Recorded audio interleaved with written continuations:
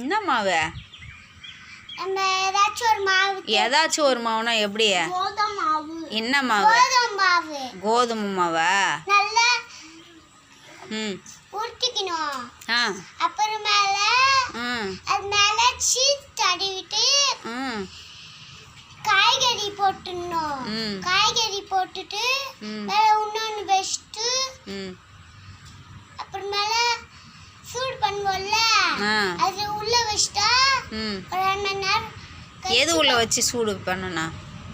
ஒரு பாக்ஸ் மாதிரி இருக்கும், அதுல வச்சா. அது பேர் என்னது? ஓவன். ஓவன்ல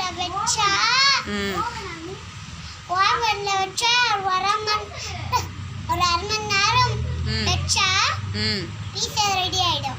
பீஸா ரெடி ஆயிடுமா? உங்க ஊர்ல பீஸா வந்து அப்புறமேல பிரெட் போட்டுடணும். அதுக்கு மேல பிரெட் வைக்கணுமா? உங்க ஊர்ல பீஸா கோதுமை மாவுல தான் செய்வாங்களா?